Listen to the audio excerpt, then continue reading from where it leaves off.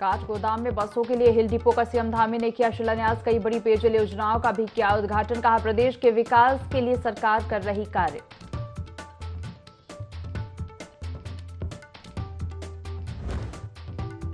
लोकसभा चुनाव से पहले कांग्रेस को एक और बड़ा झटका। दिग्गज नेता मनीष खंडूड़ी ने कांग्रेस की सदस्यता से दिया इस्तीफा। पूर्व में पौड़ी लोकसभा से कांग्रेस के प्रत्याशी रह चुके हैं मनीष खंडूड़ी।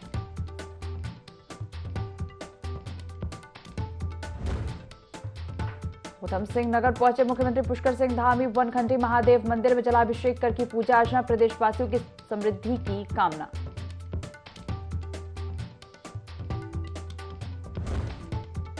केदारनाथ के कपाट खुलने की तारीख तय। 10 मई को खुलेंगे केदारनाथ के कपाट। सुबह 7 बजे खुलेंगे बाबा केदार के कपाट।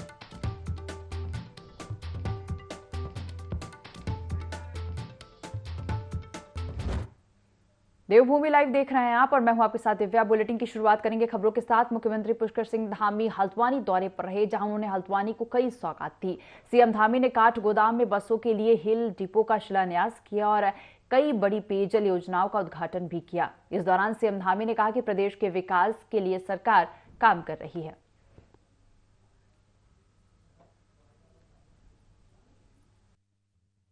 बस टर्मिनल, आरटीओ कार्यालय, संभागीय परिवहन कार्यालय एवं अनेक यहाँ पर जो योजनाएं हैं, ऑटोमेटेड ड्राइविंग टेस्ट ट्रैक, चालक प्रशिक्षण संस्थान, इन सभी के आज शिलान्यास के अवसर पर अभी आप सब लोगों ने जिनको सुना, भारत सरकार ने रक्षा एवं पर्यटन मंत्री के नाते पूरे देश को अपनी सेवा देने का जिनका काम चल रहा है लगातार। प्रदेश में कांग्रेस को बड़ा झटका लगा है। कांग्रेस पार्टी के नेता मनीष खंडूड़ी ने पार्टी की प्राथमिक सदस्यता छोड़कर सबको अचंभित कर दिया है। बता दें कि मनीष खंडूड़ी के पार्टी छोड़ने के बाद कांग्रेस के पूर्व प्रदेश अध्यक्ष गणेश कौतियाल ने बयान दिया है कि ऐसे समय में जब गढ़वाल लोकसभा सीट के लिए पार्टी के तमाम कार्यकर्ता मनीष खंडूड़ी को उम्मीद की नजर से देख रहे थे, लेकिन चुनाव से ठीक पहले अचानक पार्टी को अलविदा कहना किसी भी सूरत में न्यायोचित नहीं है। उन्होंने आगे कहा कि पार्टी के अन्य कार्यकर्ताओं के लिए रास्ते खुल गए हैं।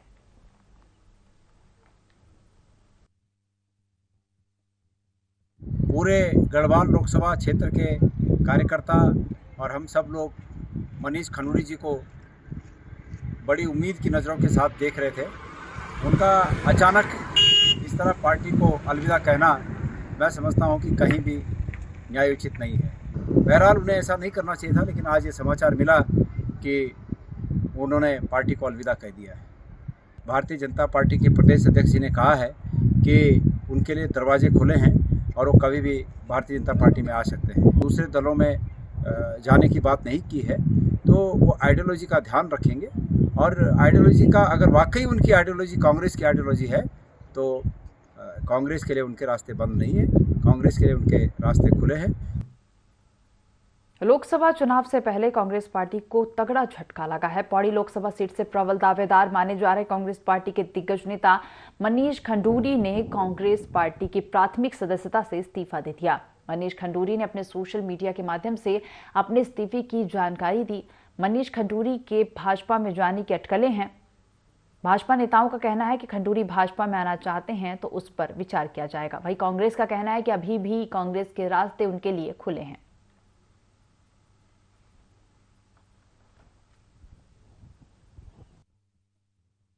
मनीष खंडूड़ी जी ने देश भर में कांग्रेस के कई दिग्गज नेता, बड़े बड़े नेता कांग्रेस पार्टी छोड़ रहे हैं और उनको लगता है कि कांग्रेस में रह कर के उनका भविष्य सुरक्षित नहीं है। और दूसरा है कि वो जनता की सेवा जो करना चाहते हैं वो कांग्रेस के माध्यम से रह कर के वो नहीं कर सकते हैं। तो इसी क्रम में खंडूड़ी जी ने भी जो है वो पिछली बार पौड़ी लोकसभा से कांग्रेस के प्रत्याशी रहे हैं और इस बार क्या कारण रहे क्या नहीं रहे ये तो अब समय बताएगा, आने वाला वक्त बताएगा। लेकिन खंडूड़ी जी हों या अन्य बहुत सारे लोग हों, कांग्रेस में सभी को अपना भविष्य अंधकार में लगता है और कांग्रेस अपना जनाधार पूरी तरह से उत्तराखंड में खो चुकी है और जनता ने उनको पूरी तरह से रिजेक्ट कर दिया है। चुनाव को लेकर भाजपा की तैयारी जोरों पर है। ऐसे में उत्तराखंड की जो 5 सीटें हैं उन पर भाजपा ने 3 प्रत्याशियों के नाम पर मोहर लगा दी है, तो वहीं 2 प्रत्याशियों के नाम अभी तय होना बाकी रह गए हैं। तो वहीं देखा जा सकता है कि जो कांग्रेस है, कांग्रेस से मनीष खंडूरी जो कि वरिष्ठ नेता उत्तराखंड से जाने जाते हैं कांग्रेस के लिए, उन्होंने भी अभी इस्तीफा दे दिया है। इस्तीफे के बाद अब कयास लगाए जा रहे हैं कि वो भी जल्द ही भाजपा का दामन थाम सकते हैं। तो वहीं भाजपा का कहना है कि अगर कांग्रेस छोड़कर कोई भाजपा में आना चाहता है तो उसको लेकर के भी विचार किया जाएगा। देहरादून से IND 24 के लिए विनय सूद। हरिद्वार में अंतर्राष्ट्रीय महिला दिवस पर अवधूत मंडल आश्रम में सम्मान समारोह का आयोजन किया गया। कार्यक्रम में उल्लेखनीय कार्य करने वाली महिलाओं और बालिकाओं को सम्मानित किया गया और इस मौके पर विधायक मदन कौशिक ने कहा कि महिलाएं पुरुषों के बराबर ही नहीं बल्कि उनसे कहीं आगे हैं। वैसे तो महिलाएं स्वयं काफी सशक्त हैं, लेकिन आज के इस कार्यक्रम से महिलाओं में और जागरूकता आएगी। वहीं ड्रग्स इंस्पेक्टर अनीता भारती ने कहा कि यदि एक लड़की पढ़ लिख लेती है तो वह अपने परिवार का ही नहीं संपूर्ण समाज का भला करती है। आज हमारे सामने लिंगानुपात बड़ी चुनौती है। बहनों को जो यहाँ पे मातृ सशक्त हमारी बहनें हैं, उनको यहाँ पे एक इंस्पिरेशन के तौर पे हमने यहाँ पे आज इस मंच पे आग्रह करके आमंत्रित किया कि जो हमारी बहनें हैं उनको कुछ मार्गदर्शन मिले।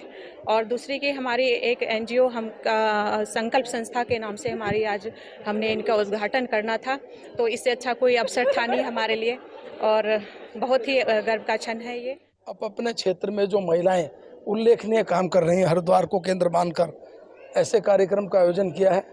मैं रंजिता जी को और संकल्प को बधाई देता हूं कि आज आपने एक महिलाओं को एक किस प्रकार प्रोत्साहन देना चाहिए, ये इस रूप में कार्यक्रम का आयोजन हुआ है। और हमारे चाहे वो RTO के रूप में, ड्रग इंस्पेक्टर के रूप में, चाहे हमारे सिंचाई विभाग में एक्शन के रूप में जो उल्लेखनीय काम किया है, उन सभी बहनों को यहाँ सम्मानित करने का काम किया है। रंजिता झा जी द्वारा यहाँ पे एक समारोह का आयोजन किया गया है और उनके द्वारा एक संकल्प संस्था का भी उद्घाटन किया जा रहा है, जिसमें वो हमारी जितनी भी महिलाएं हैं जिनको किसी की ज़रूरत है, सहयोग की ज़रूरत है, उससे जुड़े हुए उनकी कोई भी समस्याएं हैं और बच्चों के शिक्षण से रिलेटेड और किसी भी ऐसे व्यक्ति को जो मदद चाहता हो उसके लिए कार्य करेंगे। और मुझे भी उनके द्वारा जो है समय समय पर लोगों के हित के लिए कार्य करने के लिए जो भी प्रयास रहेगा मैं करूंगी। पूरे देश, हमारा पूरा देश महिलाओं के सशक्तिकरण पर पूरा कार्य कर रहा है, तो हम सब महिलाएं भी मिलके ये प्रयास करेंगे कि हम अपने भारत को, अपने समाज को और अपने देश को एक अच्छा व्यक्तित्व दे सकें। जैसे कि हम सभी जानते हैं, महिलाएं को खुद ही एक शक्ति का स्वरूप माना जाता है, तो मैं यही कहना चाहूंगी सभी महिलाओं से, चाहे वो किसी नौकरी में है, अपना व्यवसाय कर रही हैं या अपने घरों को संभाल रही हैं, उस सब अपने आप में एक प्रेरणा स्रोत है, उस सब अपने आप में एक समाज में बहुत रचनात्मक योगदान दे रही हैं। ऐसा नहीं है कि जो सरकारी नौकरी कर रही हैं या जो व्यवसाय कर रही हैं वो महिलाएं महत्वपूर्ण है। हमारे समाज की हर महिला, चाहे वो माँ के रूप में हो, बहन के रूप में हो, बेटी के रूप में हो, उनका हमारे समाज की रचनात्मकता में बहुत महत्वपूर्ण योगदान है। मेरा यही संदेश है कि हम अपने आसपास के वातावरण को अपनी बेटियों के लिए, अपनी बच्चियों के लिए सुरक्षित बनाएं और हमारे समाज की हर महिला को प्रगति करने का अवसर मिले। उत्तराखंड में 18,000 रुपए मानदेय सहित विभिन्न मांगों को लेकर आंगनबाड़ी कार्यकर्ताओं की हड़ताल जारी है और जिसके चलते आंगनबाड़ी में ताले लटके हुए हैं। साथ ही BLO का कार्य भी प्रभावित हो रहा है। वहीं चंपावत पहुंची बाल विकास मंत्री रेखा आर्य ने कहा कि धामी सरकार ने हमेशा आंगनबाड़ी वर्कर्स का ध्यान रखा है, उनके हित में कई कार्य किए हैं। पहले भी उनका मानदेय बढ़ाया गया है, अभी भी सरकार गंभीरता से सोच रही है।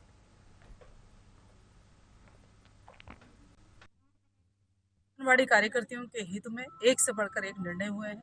मानदेय देने के मामले में भी धामी जी ही पहले ऐसे मुख्यमंत्री हैं जिन्होंने तीनों ही कर्मियों के लिए, चाहे वो आंगनबाड़ी हो, चाहे वो सहायिका हो, चाहे वो मिनी आंगनबाड़ी हो, उनके मानदेय में एक बड़ी धनराशि के साथ में बढ़ोतरी करी है। मैं मानती हूँ कि उनकी मांगे मानदेय को बढ़ोतरी को लेकर है, बहुत 18,000 से 27,000 तक किए जाने तक की उनकी मांग है। मुझे लगता है कि हम लगातार कोशिश में हैं कि आंगनवाड़ी कार्यकर्तियों को उनके जिस प्रकार से वो विभाग के काम को करती हैं और जिस प्रकार से अन्य काम भी करती हैं, तो वो उनकी मांगे मुझे लगता है कि उसमें निश्चित रूप से हम लोगों को सोचना चाहिए, विचारना चाहिए। सरकार ने किया भी है। महाशिवरात्रि के पर्व पर लोहाघाट के प्रसिद्ध ऋषेश्वर महादेव मंदिर में शिव भक्तों की भीड़ उमड़ी। भोलेनाथ के दर्शन के लिए श्रद्धालुओं की लंबी कतार लगी रही। शिव भक्तों ने महादेव का दूध और जल से अभिषेक किया। मंदिरों में सुरक्षा के लिहाज से पर्याप्त पुलिस बल मौजूद रहा। महाशिवरात्रि की बहुत बहुत बधाइयाँ और आशीर्वाद बना हुआ ईश्वर का। हमने जगह जगह जो है पुलिस ड्यूटी लगा रखी है, कई पॉइंट बना रखे हैं। अभी जो डोला निकलेगा, डोले में भी हमारी चाक चौबंद व्यवस्था है पूरी, किसी प्रकार की कोई समस्या नहीं आएगी। यातायात व्यवस्था की हमने पहले से इकट्ठी कर रखी है कि हमें किस जगह रुकना है और कहाँ जाना है। लोहाघाट में आंगनबाड़ी कार्यकर्ताओं और सहायिकाओं ने अपनी मांगों को लेकर एसडीएम कोर्ट परिसर में धरना प्रदर्शन किया और इस मौके पर आंगनबाड़ी संगठन के जिलाध्यक्ष मीना बोहरा ने कहा कि अंतर्राष्ट्रीय महिला दिवस पर जगह जगह कार्यक्रम आयोजित कर महिलाओं को सम्मानित किया जा रहा है और आंगनबाड़ी कार्यकर्ताओं और सहायकों को अपना मानदेय बढ़ाने की मांग को लेकर धरना प्रदर्शन करना पड़ा है। सरकार इस ओर ध्यान नहीं दे रही है।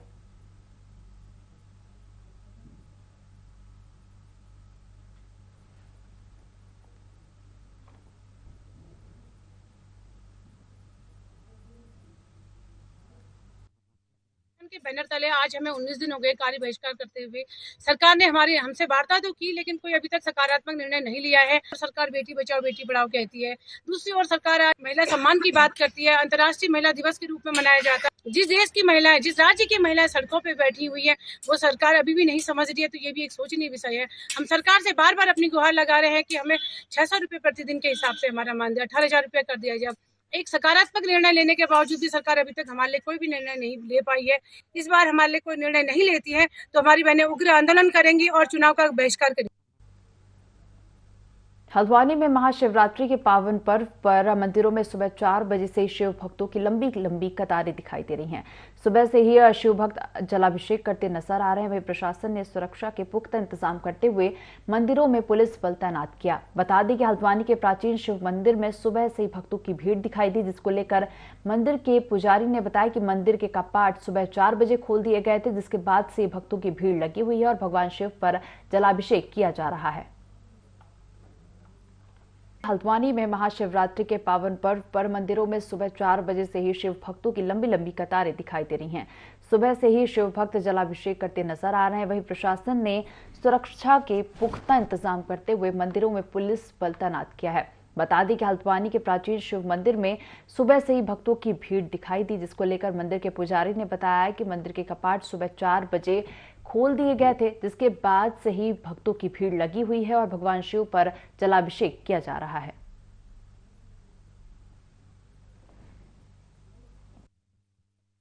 सब स्वस्थ रहे, निरोग रहे और सब आराम से पूजा करें, भीड़ भाड़ न बढ़ाएं और भगवान सबकी मनोकामना पूर्ण करें। उसे यही इच्छा है कि हमारे घर में सुख शांति समृद्धि बनी रहे और आज शिव पार्वती जी के मिलन का दिन है, आज उनकी शादी का दिन है। वैसे हमारी भी जोड़ी हमेशा बनी रहे, घर परिवार सुखी रहे और क्या करना है। लोग अपनी सभी मन की कामनाओं की पूर्ति के लिए यहाँ जलाभिषेक करते हैं, रुद्राभिषेक करते हैं। बताया जाता है शास्त्र के अनुसार जो है कि आज ही के दिन भगवान शिव ने लिंग रूप में अवतार लिया था और दूसरी पुराण की कथा में कहते कि शिव विवाह का भी महत्व बताया गया है। इस दिन जो है तो हर भक्त अपनी मनोकामनाओं को लेकर के भगवान के आगे अर्चना इत्यादि करते हैं, पूजन करते हैं। आज यहाँ भी प्रातःकाल से ही जो है लोग काफी आए हुए हैं और रात्रि में भी 4 प्रहर का पूजन किया जाएगा और ये सब इस प्रकार से अपने भक्त लोग अपने मनोकामना को पूर्ण करेंगे। भगवान शंकर सभी की मनोकामना को पूर्ण करें। हर हर महादेव। महाशिवरात्रि के पावन अवसर पर पंच केदार गद्दी स्थल ओंकारेश्वर मंदिर में केदारनाथ धाम के कपाट खोलने की तिथि घोषित की गई। विश्व प्रसिद्ध 11वें ज्योतिर्लिंग श्री केदारनाथ धाम के कपाट 10 मई को प्रातः 7 बजे खुलेंगे। भगवान केदारनाथ की पंचमुखी भोग मूर्ति 5 मई को पंच केदार गद्दी स्थल की ओंकारेश्वर मंदिर उखी मठ में भैरवनाथ जी की पूजा होगी। पंचमुखी डोली 6 मई श्री केदारनाथ धाम प्रस्थान करेगी। विभिन्न पड़ावों से होकर 9 मई शाम को केदारनाथ धाम पहुंचेगी।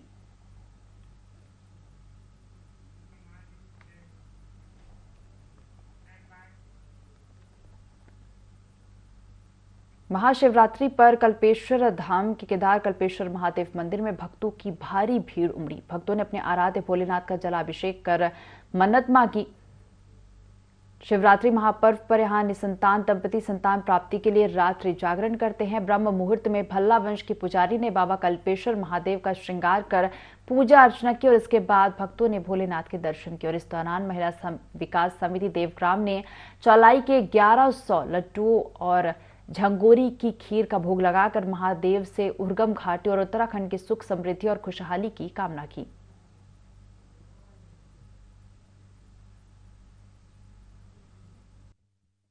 कल्पेश्वर महादेव में इस समय महाशिवरात्रि पर्व मनाया जा रहा है। पंच केदारों में एकमात्र केदार है कल्पेश्वर महादेव, जहां शिवरात्रि पर्व मनाए जाते हैं। सुबह 4 बजे से भक्तों की भीड़ लगी हुई है। सुबह रुद्राष्टमी के बाद भगवान शंकर को 1100 चौलाई के लड्डुओं का भोग लगाया गया है और अभी भक्तों की निरंतर भीड़ मंदिर में चल रही है। शाम से जो इस स्थान पर संतान प्राप्ति के लिए वरदान मांगते हैं उन लोगों का पंजीकरण शुरू होता है। ऐसी मान्यता है कि अगले उन लोगों को संतान प्राप्ति होती है। शाम की जो कार्यक्रम होगा उसमें संध्या वर्धन एवं भजन कीर्तन संध्या का आयोजन किया जाएगा। तो आप सभी का कल्पेश्वर महादेव मंदिर में आपका हार्दिक स्वागत है। अंतर्राष्ट्रीय महिला दिवस के मौके पर पूरे देश में महिला सशक्तिकरण और उनके उत्थान को लेकर कार्यक्रम का आयोजन किया जा रहा है और इसी क्रम में राजधानी देहरादून में नारी शक्ति महोत्सव 2024 आयोजित किया गया, जिसमें हजारों की संख्या में पारंपरिक वेशभूषा में महिलाओं ने हिस्सा लिया। बता दें कि कार्यक्रम में सीएम धामी भी शामिल हुए, जिनका मातृशक्ति ने जोरदार स्वागत किया। वहीं महिला सशक्तिकरण की वजह स्वयं सहायता समूह को बताते हुए सीएम धामी को धन्यवाद किया।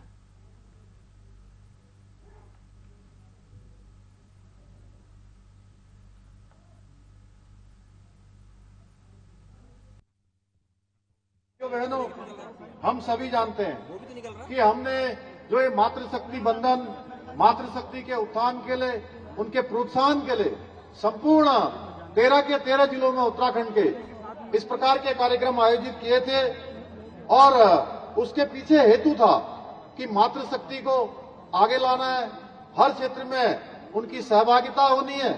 और हम सब जानते हैं कि उत्तराखंड राज्य निर्माण से लेकर उत्तराखंड को आगे बढ़ाने में, विकसित उत्तराखंड के स्वप्न को साकार करने में आप सभी का बहुत महत्वपूर्ण योगदान है। और उत्तराखंड में जो हमारी मातृशक्ति है उसकी हम वीरता, साहस, शौर्य और संघर्ष के रूप में अनेक नाम ऐसे हैं, चाहे आज तीलू रोतोली हो, राजमाता कर्णावती हो, विष्णु देवी साह और अनेक विभूतियां जिनको याद किया जाता है।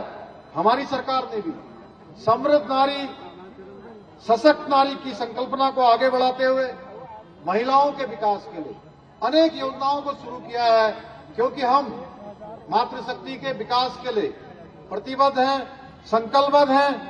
हमारी सरकार उत्तराखंड के हर जिले में उत्तराखंड को विकसित बनाने के लिए, मातृशक्ति के कल्याण के लिए अनेक योजनाओं को धरातल पर उतारने का काम कर रही है, अपनी योजनाओं में सम्मिलित करने का काम कर रही है। और इसके लिए हम सब लोग आप सबके आशीर्वाद से दिन रात कार्य कर रहे हैं। प्रधानमंत्री नरेंद्र मोदी ने जम्मू कश्मीर से विकसित भारत स्वदेश दर्शन 2.0 योजना कार्यक्रम के दौरान जनपद पिथौरागढ़ के रामलीला मैदान में पर्यटन मंत्रालय भारत सरकार द्वारा आयोजित स्वदेश दर्शन 2.0 योजना के अंतर्गत प्रस्तावित ग्रामीण पर्यटन क्लस्टर में सीमांत क्षेत्र गूंजी, जिसे प्रधानमंत्री ने देश के प्रथम गांव से संबोधित किया था, जहां पर्यटन को विकसित करने और बढ़ावा देने के लिए 32.5 करोड़ के कार्यों का वर्चुअली लोकार्पण और शुभारंभ किया।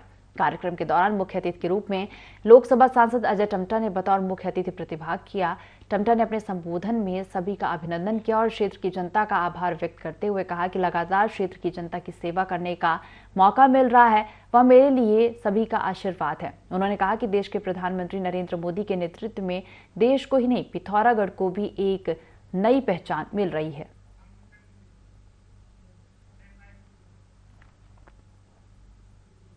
तो इस बुलेटिन में फिलहाल इतना ही। आप बने रहिए ID24 के साथ। नमस्कार।